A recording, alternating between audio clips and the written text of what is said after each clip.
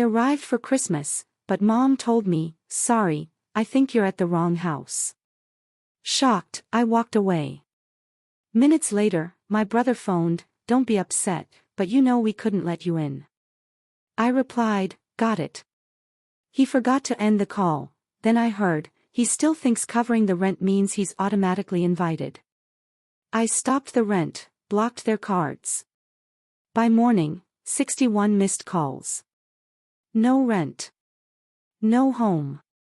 Can you imagine driving across 3 states, full of holiday cheer, apple pie in hand, only for your own mother to open the door, look you dead in the eye, and coldly tell you, "Sorry, I think you have the wrong house"?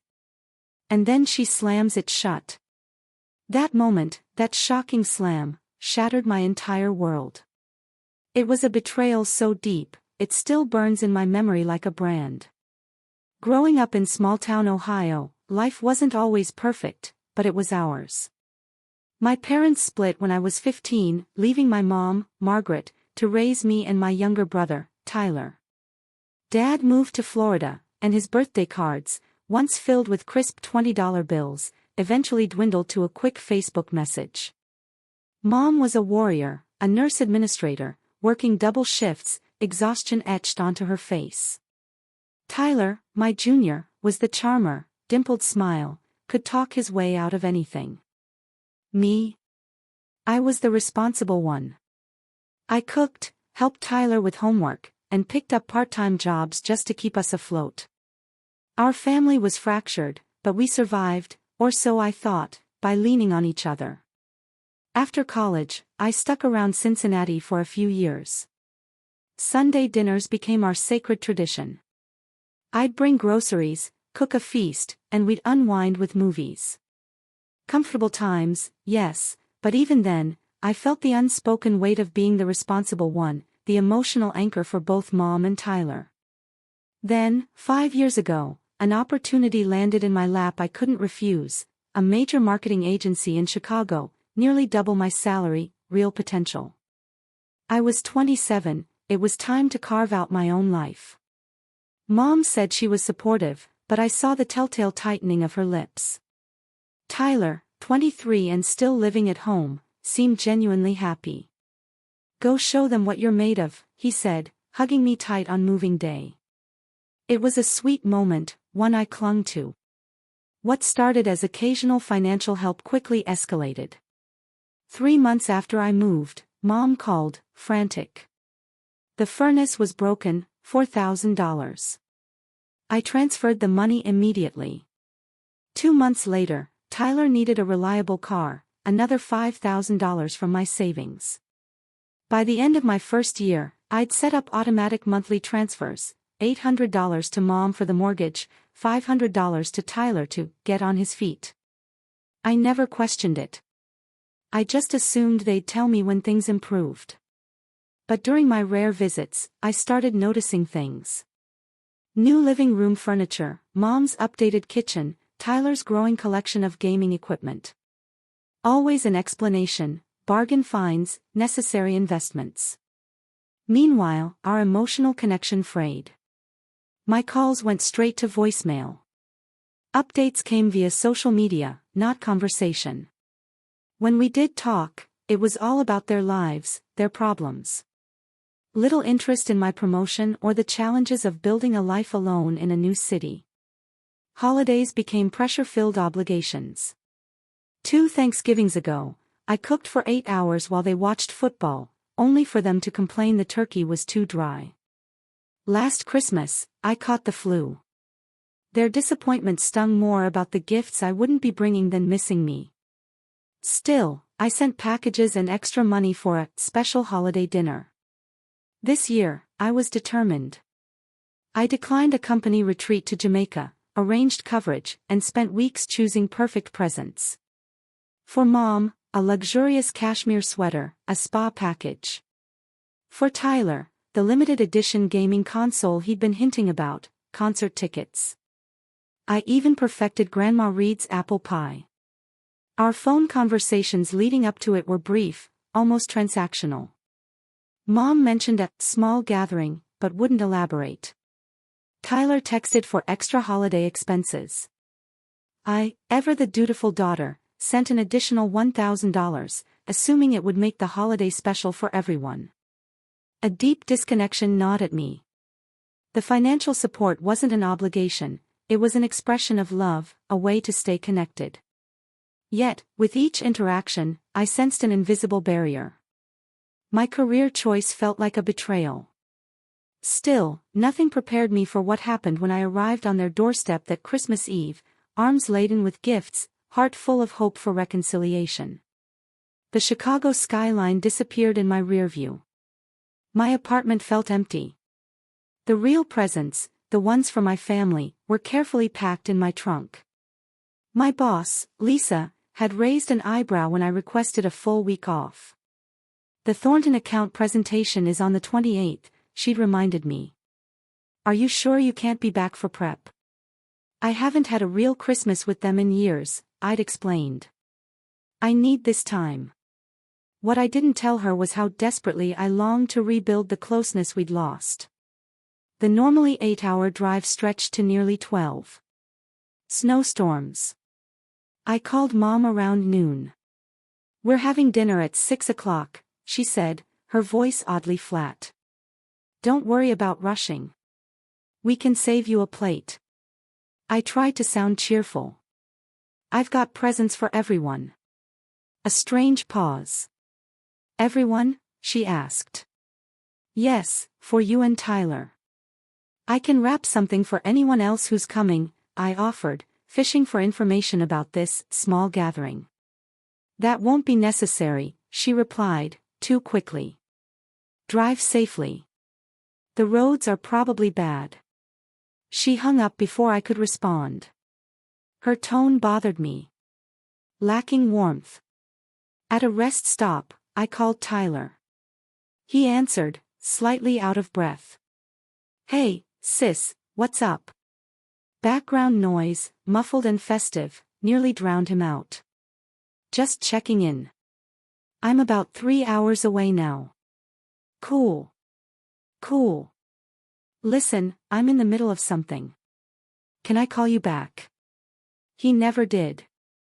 Just outside Columbus, I stopped for pie ingredients. An elderly woman in line patted my arm.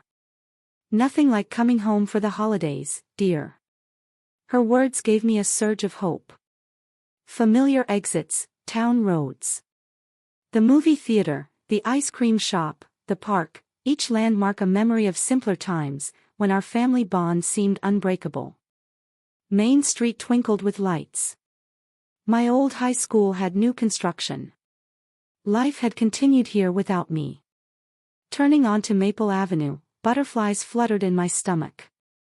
Our modest colonial, now adorned with tasteful white lights, not like my childhood. The driveway was packed, a red SUV, a sleek black sedan, even a luxury sports car alongside Mom's Honda. Asterisk quite a gathering for Christmas Eve asterisk, I thought. I parked, checked my appearance. 12 hours had left me tired, but lipstick and a brush helped. I wanted to look successful, happy, worth being proud of. Balancing the pie and gifts, I navigated the shoveled walkway. Christmas music and laughter spilled from inside, the mouth-watering aroma of roasting turkey.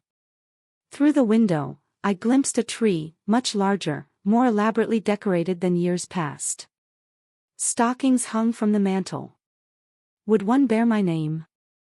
Snow crunched. I took a deep breath. Pressed the doorbell. The music volume dipped. Footsteps. I plastered on my brightest smile. The door swung open. Mom stood there, a glass of red wine in hand. Her hair recently colored, styled, makeup expertly applied. An elegant black dress, a sparkling necklace. For a split second, a flicker of joy crossed her face. Then, something entirely unexpected, alarm. Her eyes widened as she took in my snow-covered boots, the steaming pie, the bag of gifts. Behind her, I caught glimpses of people. The dining room set with fine china. This wasn't a small gathering. This was a full-scale holiday dinner party. Mom's fingers tightened around her wine glass. She positioned herself to block my view. The warm, familiar greeting I'd anticipated never came. Instead, she uttered the words that would shatter my world.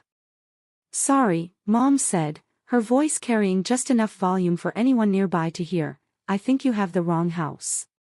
I blinked, certain I'd misheard. "Mom, it's me, Allison." Her expression remained fixed, eyes darting nervously over her shoulder. "I'm afraid you must be confused," she continued with the bizarre charade. "There's no Alice here." The pie felt suddenly heavy. A cold gust of wind sent snowflakes swirling. "Mom, what are you talking about? I drove all day to get here. We talked on the phone." My voice trembled, confusion giving way to the first tendrils of hurt. She leaned forward, lowering her voice. "This isn't a good time, Allison. You should have called to confirm." "I did call. You knew I was coming." My voice rose, incredulous. Behind her, a man's voice called out, "Margaret, who's at the door?" "We're ready for the toast." Mom glanced back into the house, then faced me again, her expression hardening. "Like I said, you have the wrong house. Merry Christmas."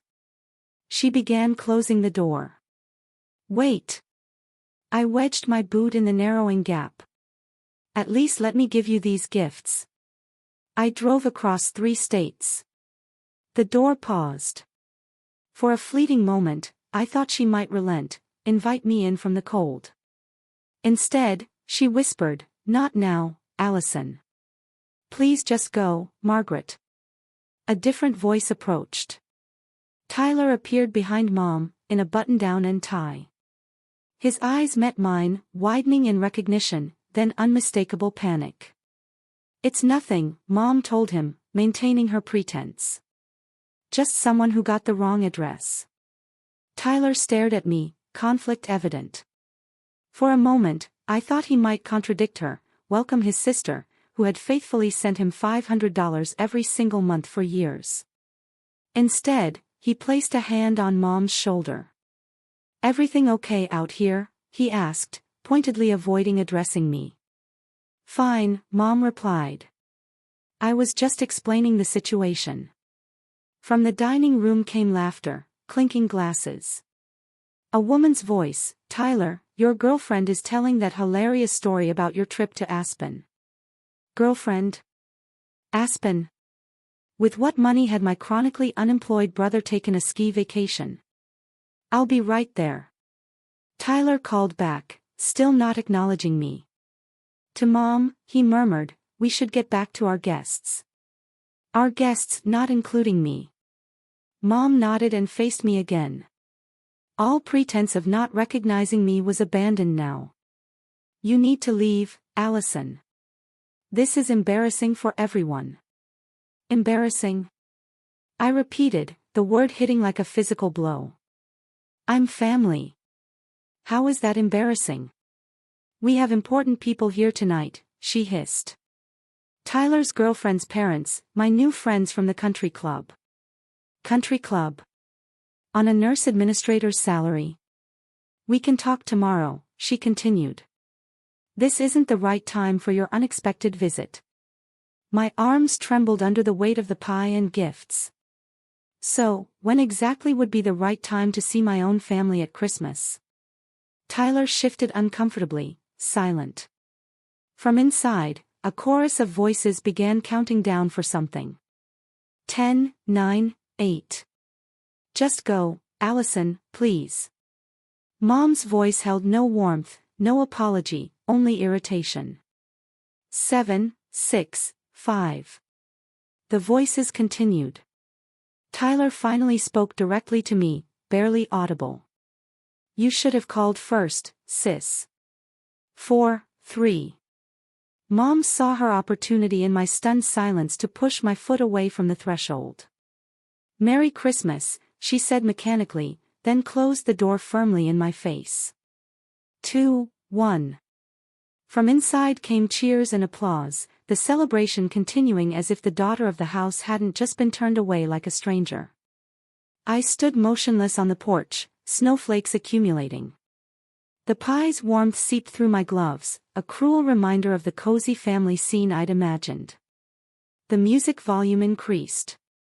Through the window, shadows moved, dancing. My fingers loosened. The pie slid from my hands, landing with a dull thud in the snow. The handcrafted dish cracked. Steam rose. The bag of gifts followed. One package burst open, revealing the corner of the blue cashmere sweater I'd selected so carefully for my mother. Tears blurred my vision. I stumbled back down the steps. The Christmas lights, so welcoming minutes earlier, now felt like a cruel decoration on a facade. This house, once my home, belonged to strangers now. Strangers wearing my mother's and brother's faces. In my car, numb fingers gripped the steering wheel. I couldn't process it. Through the windshield, I watched the holiday continue.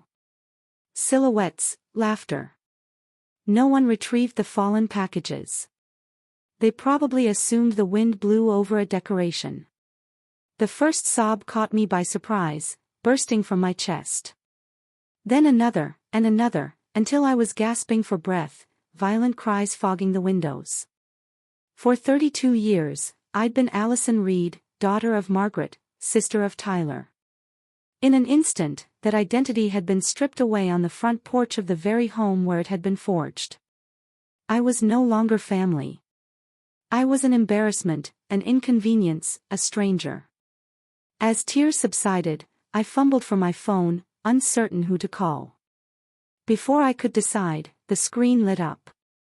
Tyler's name. Shaking fingers, I answered. Ally? His voice, hushed, hurried. Are you still outside? I'm in my car. Listen, I'm sorry about what happened. I didn't know you were actually coming today. Mom said you had canceled. Canceled? The word came out as a croak. I spoke to her earlier today. I told her I was on my way. Well, she told everyone you couldn't make it. She's been planning this dinner party for weeks. Important connections for her new business venture. New business venture? My mother had been a hospital administrator for 20 years. What business venture? The boutique spa she's opening with her new partner, Richard. He's investing. He's here tonight.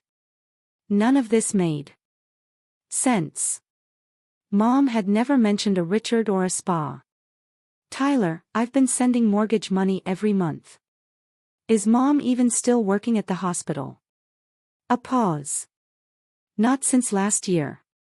Look, this isn't a great time to get into all this. I just wanted to tell you not to be upset about tonight. You know how Mom gets about her social standing lately. Having you show up unannounced just threw her off. Unannounced? My voice rose. I've been planning this Christmas visit for months. I sent extra money specifically for holiday dinner. Another pause.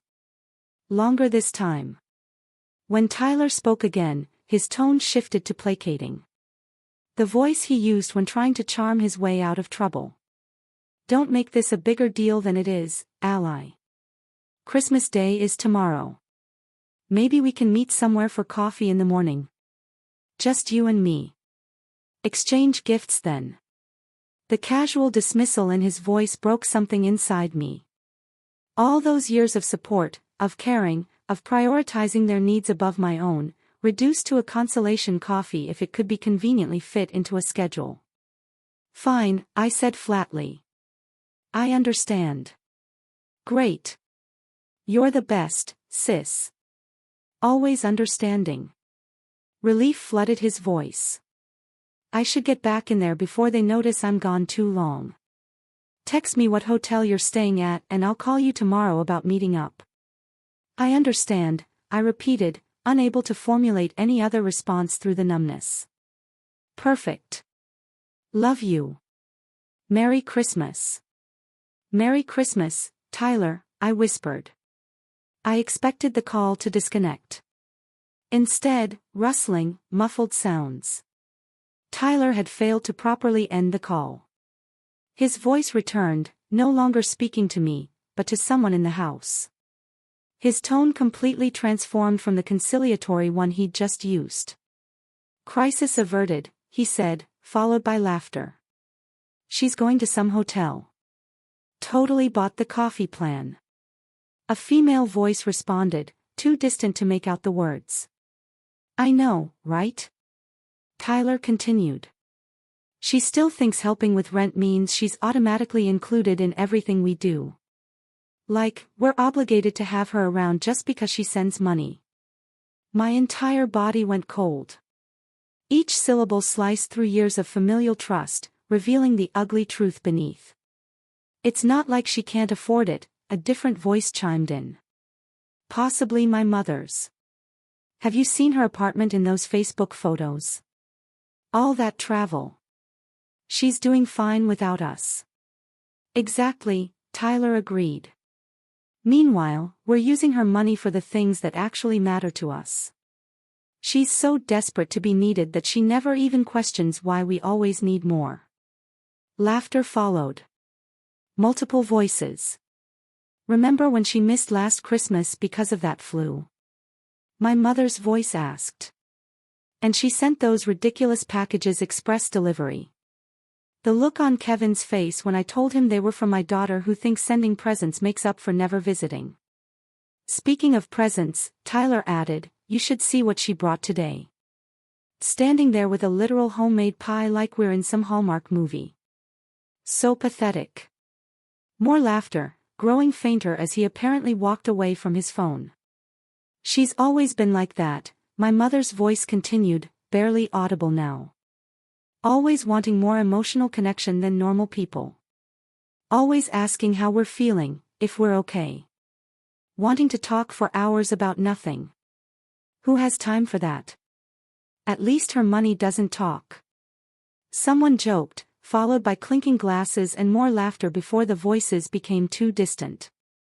I sat paralyzed, phone still pressed to my ear, as the conversation continued about me, revealing truths never meant for me to hear. The people I'd loved most in the world, the family I'd supported faithfully for years, saw me as nothing more than a convenient source of income. Worse, they mocked the very things about me that I'd thought made me a good daughter and sister, my generosity, my desire for connection, my genuine care for their well-being. The call continued for several more minutes, the phone apparently abandoned. Occasional snippets drifted through. Each one another dagger to my heart. The money for Christmas dinner went to Richard's daughter's wedding gift. Told her I needed a reliable car. Bought the Audi instead. Country club membership was the best investment for networking. Never questions any of it. Finally, a beep signaled the call had ended. I lowered my phone slowly, staring at the screen. No misunderstanding the contempt in their voices. No misinterpreting the calculated exploitation. For years, I'd been nothing but a distant ATM, valued only for financial support while being mocked for seeking emotional connection. Through the fog of betrayal, one thought crystallized with surprising clarity: I needed documentation. Opening my banking app, I began taking screenshots of every transfer, every extra payment, every financial gift. The amounts were staggering. Enough for a down payment on my own house, enough for extensive international travel, enough to have transformed my life. Instead, it had funded country club memberships, Aspen ski trips, a boutique spa business. As my fingers scrolled, memories surfaced: the promotion celebration I'd attended alone, my hospitalization for appendicitis where neither of them came. Achievement awards where colleagues were surrounded by proud family, while I sat alone. All while the money flowed steadily from my account to theirs. The snow continued falling, covering my car.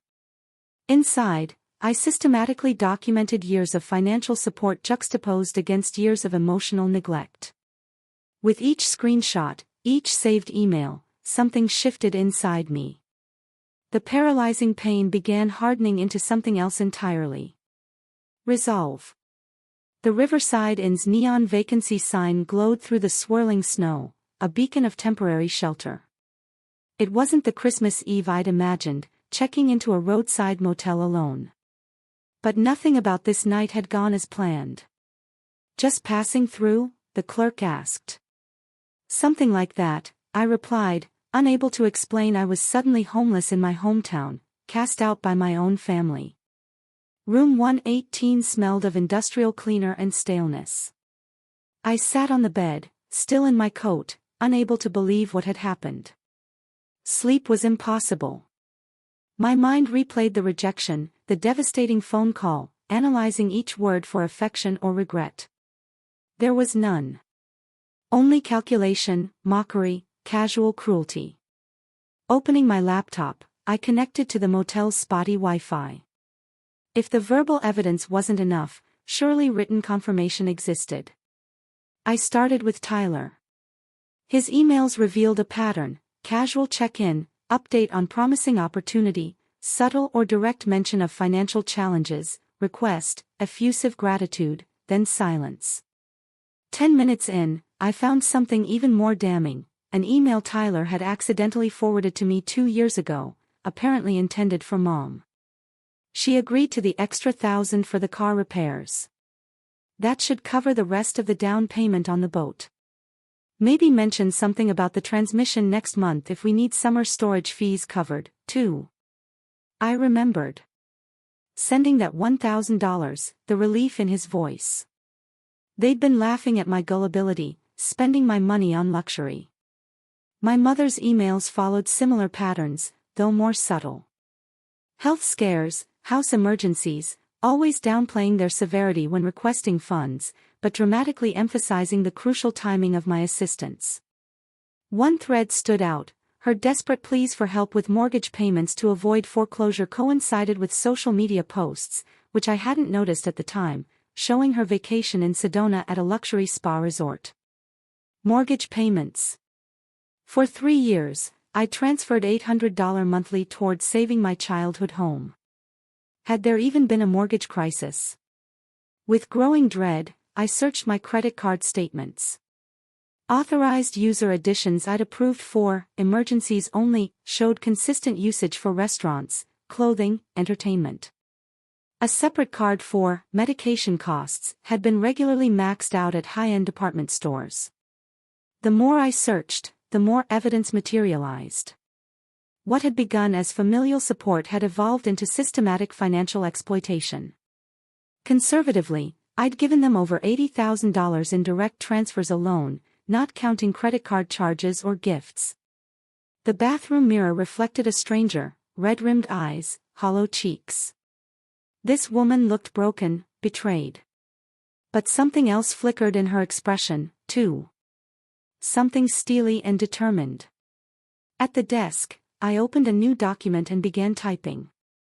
No emotional language, no accusations. Just facts. Dates, amounts, stated purposes versus discovered actual uses. A complete accounting of financial support and the systematic deception. By 3 a.m., I had a comprehensive record. I saved it, then opened my banking app again.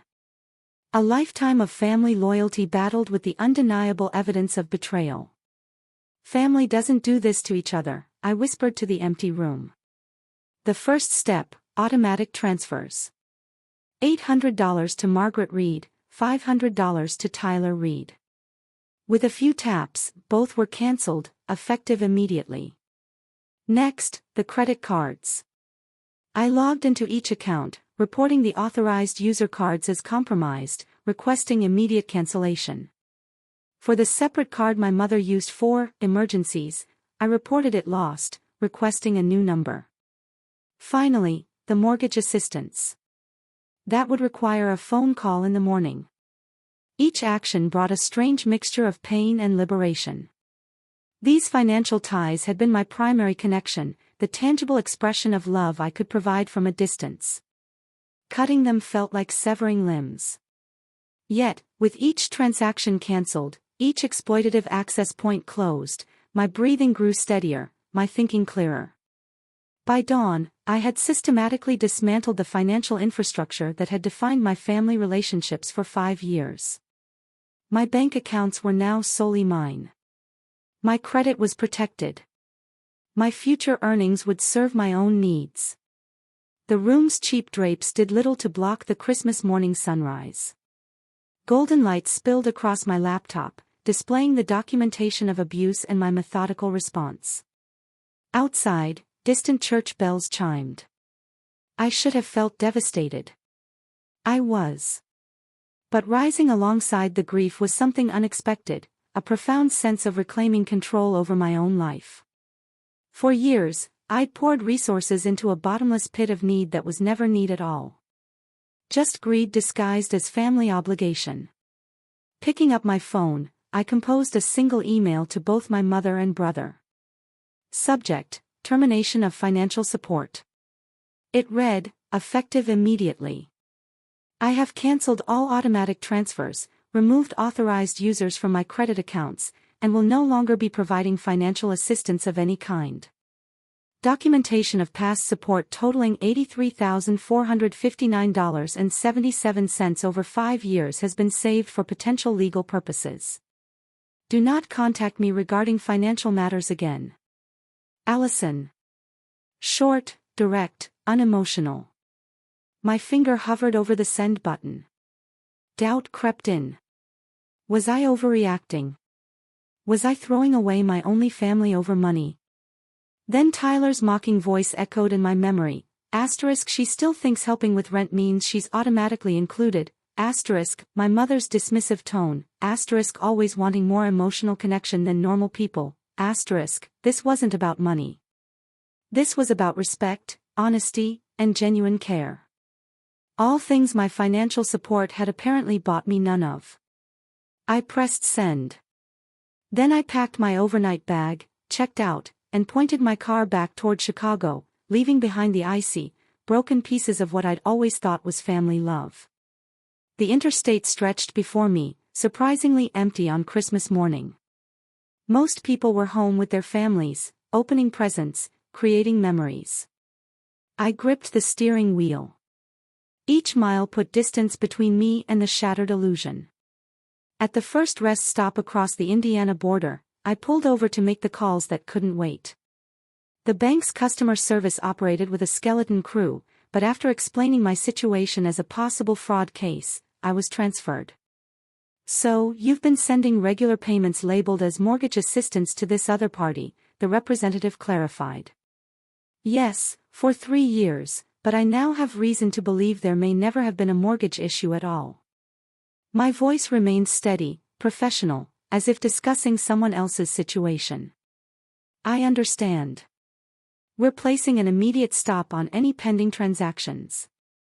Our fraud department will contact you after the holiday to discuss possible recourse options for misrepresented transactions. One by one, I methodically closed every financial pipeline. Credit card companies, payment apps, the investment account I'd established for Tyler's future business plans. Each representative expressed holiday sympathies, processing my requests without question. Financial self-protection, it seemed, was something they understood. The final call was to my landlord in Chicago, from whom I'd been subletting a garden apartment to Tyler at a significant discount for 2 years. He had claimed to be between places, building savings. Given what I now knew about ski trips and luxury cars, this too had been a convenient fiction. I'll need to terminate the sublease agreement with my brother, I explained to Mr. Kaplan.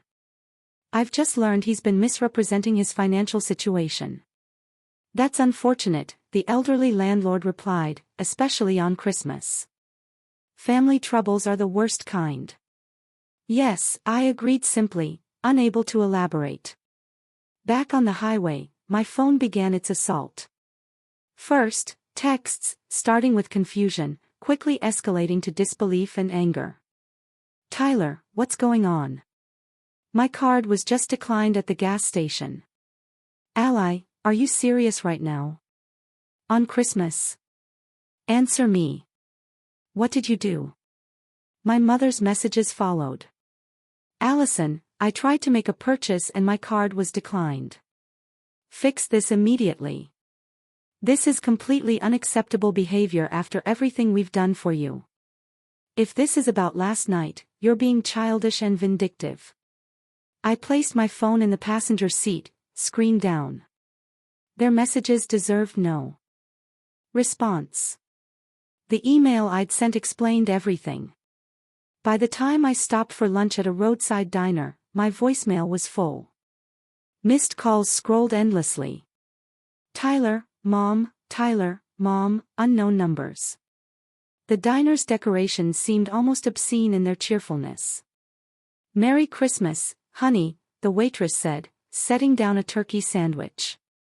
On the road to see family. Coming back, actually, I replied softly. The visit ended early. She nodded. Sometimes that's for the best. I checked my phone. 23 missed calls, 38 texts, 7 voicemails. Now, emails. Tyler's first, subject line, you need to fix this right now. No greeting, just demands. Whatever game you're playing needs to stop. I have bills due Monday. The party last night cost more than expected, and I'm already overdrawn. Mom is hysterical. Her business partner is waiting for her portion of the investment and now she can't access the money. You had no right to cut us off without warning. You're punishing us because you felt left out of one dinner. Grow up and turn the cards back on immediately. My mother's email arrived minutes later, its tone fluctuating between righteous indignation and manipulative guilt.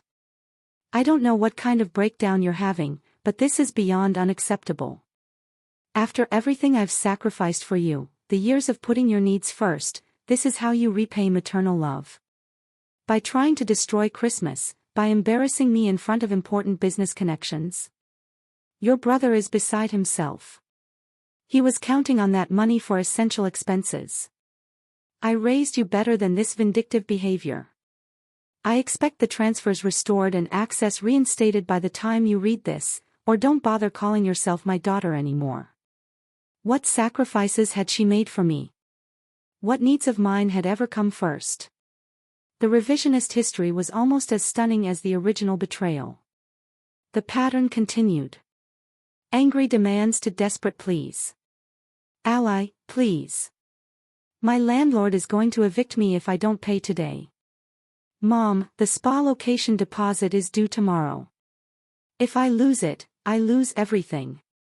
I didn't mean what you heard. It was a stupid joke. By early evening, the Chicago skyline appeared. The tone shifted again. Now came threats. If you don't fix this immediately, I'll have no choice but to involve lawyers. Hope you realize this counts as financial abuse. Cutting people off without warning is illegal. I've contributed to those accounts, too. You have no right to block my access. The legal threats were as empty as their earlier concern had been genuine. I had withdrawn only my own funds, cancelled only my own cards. Their intimidation only confirmed the correctness of my actions. I pulled into my apartment building's parking lot. The final phase began, bargaining mixed with character assassination. Okay, you've made your point. Very dramatic. Now turn the cards back on and we can talk about a reasonable support plan. I always knew you had emotional problems. This erratic behavior proves it. Let me help you get the therapy you clearly need. Don't tell anyone about this family disagreement. You'll just embarrass yourself. By the time I unlocked my apartment door, greeted only by the silent Christmas tree, I had 47 missed calls. The final voicemail, left by my mother, captured the essence of our entire relationship. Allison, this is your mother. I don't know what kind of point you're trying to make with this financial tantrum, but it ends now. We have always been there for you, always supported your choices, even when you abandoned your family to move to Chicago. All we've ever asked in return is minimal financial help during difficult times. If you've somehow convinced yourself we've taken advantage, that's your own insecurity talking. Call me back immediately so we can resolve this misunderstanding. And Allison, your brother, and I expect compensation for the emotional distress you've caused today. This was supposed to be a special Christmas. I deleted the message along with all the others, without responding. Setting my phone to Do Not Disturb, I walked to the kitchen to make tea. The apartment felt different. Not emptier, as I'd feared, but cleaner, as if a long festering infection had finally been lanced. Painful, yes, but necessary for healing. On my refrigerator, a save-the-date magnet for a colleague's spring wedding caught my attention. 6 months ago, I'd automatically assumed I'd attend alone. Now, I wondered if I might invite someone. Build new connections. Create a chosen family to replace the biological one that had proven so hollow. By morning, my phone showed 61 missed calls. I left them all unanswered as the first day of my new life began. January arrived with bitter winds and heavy snow, mirroring my emotional state. The holidays passed in a blur of solitude and paperwork. Fraud reports filed, financial records organized, new accounts created.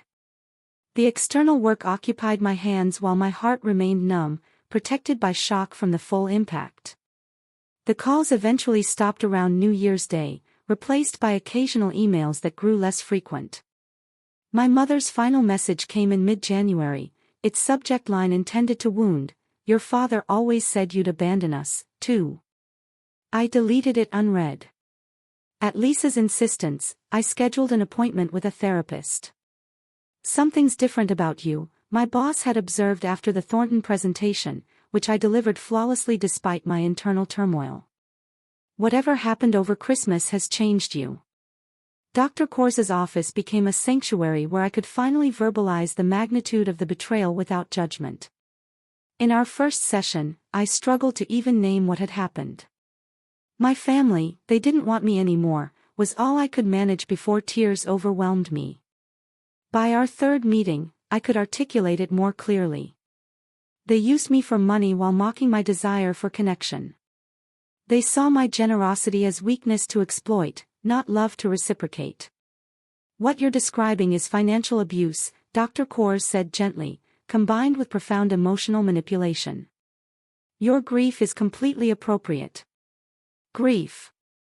That word unlocked something. I wasn't just angry or hurt.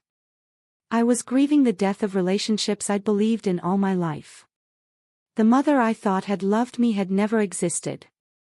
The brother I'd protected and supported had been playing a role. The family I'd sacrificed for was a fiction I'd created and maintained through willful blindness. February brought small victories. I opened a separate savings account, redirecting the funds previously sent to my family toward my own future. By month's end, I had enough for a weekend getaway. My first truly selfish expenditure in years. 2 days at a lakeside cabin with novels, hiking trails, and absolute solitude gave me space to breathe. To imagine a life defined by my own choices rather than others' needs. Identity is the next challenge, Dr. Kors suggested upon my return. Who is Allison Reed when she's not primarily a daughter or sister? When she's not defined by caretaking or financial support?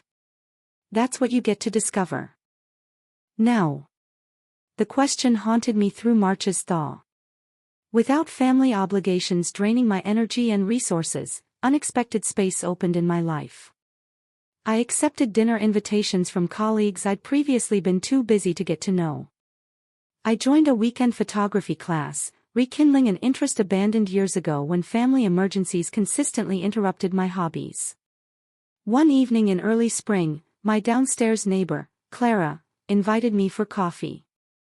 An elderly widow whose children lived overseas. We'd always exchanged pleasant small talk. "I noticed you stopped rushing out of town on holidays," she observed, serving homemade lemon cake. Family troubles. Something about her direct kindness broke through my practiced deflections. I discovered my family was using me for money while actively excluding me from their lives. Instead of the awkward sympathy I'd come to expect, Clara nodded matter-of-factly. My son in Australia did something similar. Convinced me to sell my summer cottage to fund his business, which turned out to be a yacht. Her frankness startled a laugh from me. What did you do? Cut him off completely for 2 years. When he finally came back apologizing, I had conditions, real accountability, regular contact that wasn't about money. 5 years later, we're rebuilding something healthier. She poured more coffee. Not saying that's your path, mind you. Some relationships can't and shouldn't be salvaged. That conversation marked a turning point. Clara introduced me to her weekly card group, a handful of women and 2 men in their 60s and 70s who welcomed me without question. They taught me canasta, shared stories of their own family complications, and never probed when topics became uncomfortable. With them, I experienced community without obligation, affection without exploitation. By summer, my professional life blossomed alongside these new personal connections. The energy previously consumed by family drama now fueled creative projects. At work, Lisa promoted me to lead our newest high-profile account. My savings grew steadily. I began researching first-time homebuyer programs, imagining routes of my own choosing.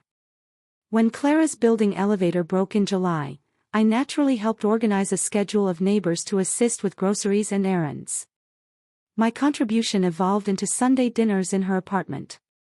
Cooking skills once used to nurture my ungrateful family now served to build genuine friendships. Other neighbors joined occasionally, creating an impromptu chosen family that expanded with each gathering. You're good at creating connection, Clara observed one evening as we washed dishes. That was never the problem. The problem was the people you were connecting with didn't deserve it. As Thanksgiving approached, the holiday anxiety I anticipated felt surprisingly distant. When Clara asked about my plans, I hesitated only briefly before suggesting we host dinner together for our growing circle of friends. The meal we created bore no resemblance to the traditional family gatherings of my past. No tension, no calculated exchanges, no keeping score. Just genuine appreciation and the comfortable silence of people who enjoyed each other's company. Christmas loomed larger in my emotional landscape. Dr. Kaur suggested confronting it directly rather than pretending the anniversary of my family's severance didn't matter. What would a healing Christmas look like for you? She asked. The answer came with unexpected clarity. Rather than seeking replacement family experiences, I wanted to transform the holiday's meaning entirely. I signed up to volunteer at a community center serving Christmas dinner to isolated seniors and struggling families. The director mentioned they lacked gifts for several seniors. I can help with that, I offered, thinking of the fulfillment I'd once found in selecting perfect presents for people who had secretly mocked my efforts. Shopping for strangers who would genuinely appreciate the thought brought unexpected joy. I learned their histories, selecting items that acknowledged their individuality. A vintage jazz record for Mr. Washington, who had played saxophone in clubs. A cashmere scarf for Mrs. Diaz, who had taught art. On Christmas Eve, exactly 1 year after standing shocked and rejected on my mother's porch, I helped decorate the community center. No elaborate display like my mother's. Just cheerful paper chains made by children and mismatched ornaments. The authenticity felt more beautiful than any polished presentation. Christmas morning dawned clear and cold. Before heading to the center, I logged into my banking app and made an anonymous donation to a family support nonprofit, one specializing in helping people establish financial independence from toxic relationships. The amount matched exactly what I would have sent my mother and brother in holiday extras the previous year. The community center buzzed. Volunteers in Santa hats served food, distributed gifts, and simply talked with attendees. I found myself assigned to Mrs. Chen's table, a 92-year-old former mathematics professor whose sharp wit reminded me of Clara. First time volunteering? She asked between bites of turkey. Yes, I replied. First Christmas since I lost my family. She studied me with keen eyes. Lost as in died, or lost as in discovered they weren't worth keeping? The second one, I admitted, surprised by my candor. She nodded. Been there. Married 47 years to a man who had a second family in Detroit. Found out when he died and they showed up at the funeral. She patted my hand. You'll survive. Might even like the person you become after. In April, almost 16 months after that devastating Christmas rejection, I was walking through downtown Chicago when I glimpsed a familiar face. Tyler. He stood examining a shop window, older looking, somehow less polished than the last time I'd seen him. When he turned and saw me, his expression cycled rapidly through shock, calculation, and an attempt at casual warmth. Ally, wow, what are the odds? He stepped toward me, arms outstretched as if for a hug. I maintained my distance, nodding politely. Tyler. I didn't know you were in Chicago. Just for a conference. His eyes assessed me, undoubtedly noting my new haircut, the tailored coat, the general aura of well-being I'd been told I now projected. You look good. Really good. Thank you. I am good. The simple truth of that statement surprised me. An awkward silence followed. He shuffled his feet, clearly uncomfortable with my lack of questions about his life or my mother.